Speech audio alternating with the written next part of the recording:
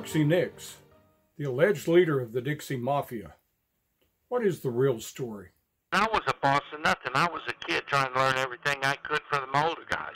There were no leaders. There were, nobody regulated people because there was no organization.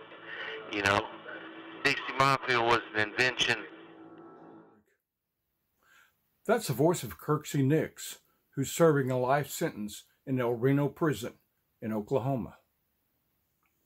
While society sees Kirksey Nix as a psychopathic murderer, a self-described Nix sees himself in an entirely different way. I'm interested in making money. I'm not interested in hurting people. Right. And I never have been. The truth's in my favor if they could ever peel through the onion. I'm an outlaw, and I was a thief, but I'm far from being the psychotic, psychopathic nutcase that I've been made out to be. Now, both of Kirksey Nix's parents were attorneys, and they were very successful. They lived in the state of Oklahoma, where Nix Sr. would often take young Kirksey to the McAllister State Prison, which we affectionately in law enforcement call Big Mac, to see his clients that were there. And Kirksey would tell about some of his experiences as a young child visiting a state penitentiary. I would go out to the prison with him, and they would have belts and scalpers and holsters and toy guns. I didn't know who they were. They were just guys, that knew my dad and gave me things. So I love the place. Now, while visiting McAllister State Prison with his father, young Kirksey would make many friends. One of them was Henry the Hatchet Salisbury, a convicted murderer. And he was doing time in the Oklahoma penitentiary, but he had a saddle factory in the prison. And he used to make me saddles, side saddles, cavalry saddles, Spanish saddles, Western saddles, and I thought he really loved me. So why was Henry the Hatchet Salisbury in prison? He'd killed a man with a hatchet who'd stepped on his hat in a poker game. These were the types of individuals that surrounded Kirksey Nix during his formative years. It wouldn't be long until Kirksey's parents would divorce, and both would quickly remarry. But Kirksey didn't feel like he fit into either family, so he felt like an outsider.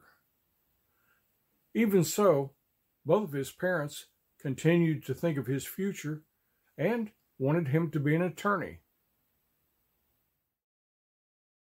My parents were grooming me to be a lawyer. I aspired to be like my dad, to be a politician, to be in politics, to be a lawyer. He was so successful and charismatic and could speak so well because he could make you laugh and cry in two different sentences, and that was his gift, his oratorical abilities. And so, I guess I would say I felt insecure. I could never be as good as him. Now, Kirksey's parents realized that he was headed for trouble, so they sent him off to Swanee Military Academy in Tennessee. The problem was he kept returning home, going AWOL from school. Back in Oklahoma, and he attended high school for a short time, and then he dropped out. He was involved in several fights, thefts, stealing parts for his car.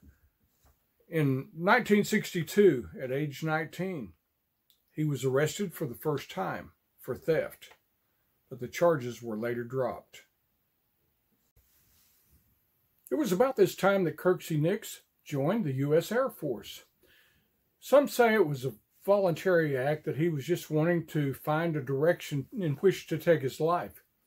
Others would say, however, that it was a condition of the charges against him being dropped.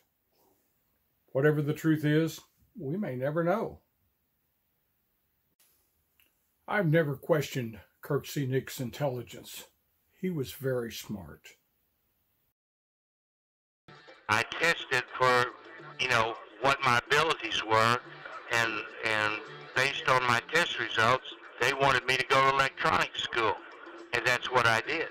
Was microwave radio relay repairman. That was a deal with tubes and wave guides. That's what resulted in me compromising some fairly lucrative alarm systems. Kirksey's father had encouraged him to reach out to a friend of his, Mike Gillich. He wanted Gillich's help in guiding his young son while he was there in the Biloxi area. Now, if Nick Sr. was looking for help in guiding his son while he was in the Biloxi area, he made a big mistake when he sent him to Mike Gillich.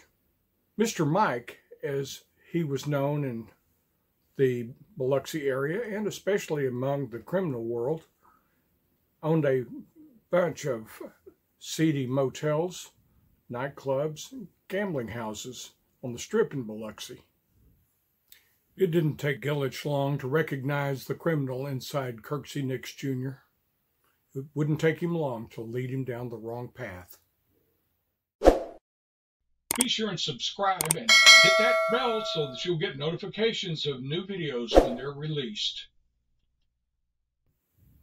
Now, while the Air Force wasn't enough for Nix, the city of Biloxi would make an impression on him, a place to which he would want to return. I was there not about 9 months, but I fell in love with the area. The antebellum homes, the Spanish moss, the lake, the beach, and the drive, and then New Orleans. I made a couple of trips to New Orleans. About 9 months after leaving the Air Force, Kirksey returned to his home state of Oklahoma and stayed with his grandmother in Eufaula. It was there that he met up with his cousin Eddie, a con man and criminal from Dallas. Now, his cousin Eddie would teach him a lot of things, none of them good. Something that we did together in '64, my end was 10,700. And a month later, we beat a guy for 40,000. And if you'd asked me to be Secretary of State, I'd have told you go screw yourself. I mean, I had a new Cadillac convertible and money and car, and I knew how to do certain things and do them successfully. And so, rather than pour water on the fire, he poured gas on the fire. And my dad told my mom, it's over now, and he was right. If you want to learn the real story of Buford Pusser, you need to get my book, Buford Pusser, The Other Story. It is full of facts and information that you don't get anywhere else that I know of.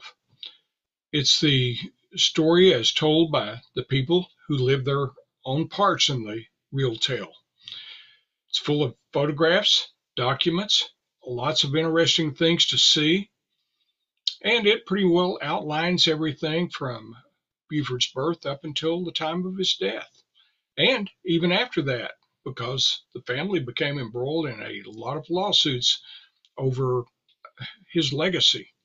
So again, Buford Pusser, The Other Story. It's available at both Amazon.com and eBay. I was a judge's son getting in trouble.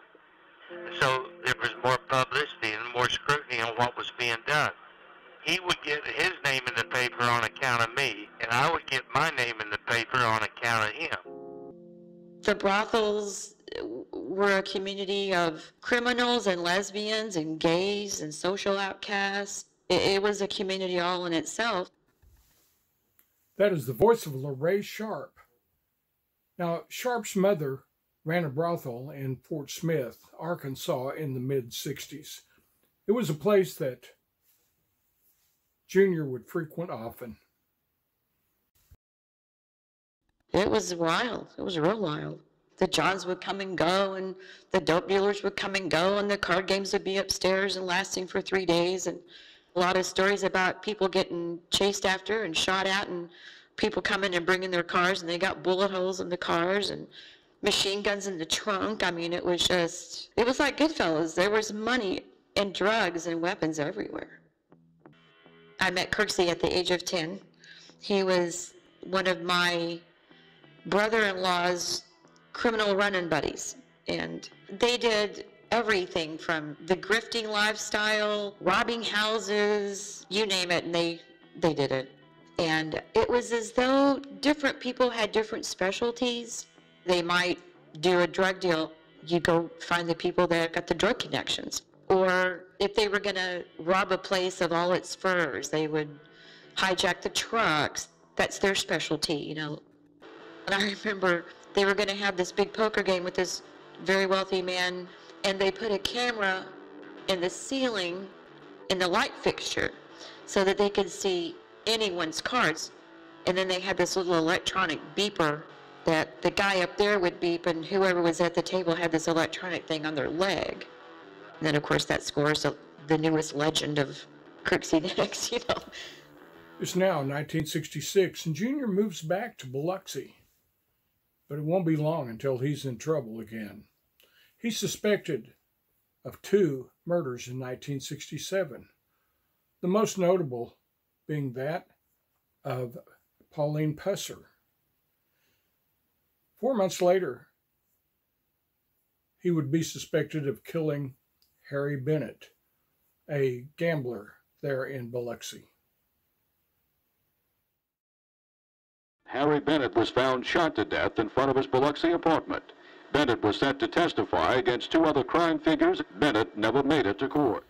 Do you believe that Kirksey Nicks was as innocent as he says he is, or do you believe that he is as evil as some of us suspect? Your comments and thoughts on this are important to me, so I hope you leave them on this video. We will pick up where we're leaving off today, because there's a lot to Junior's story yet to be told. Thanks for being here, and remember, truth has no agenda.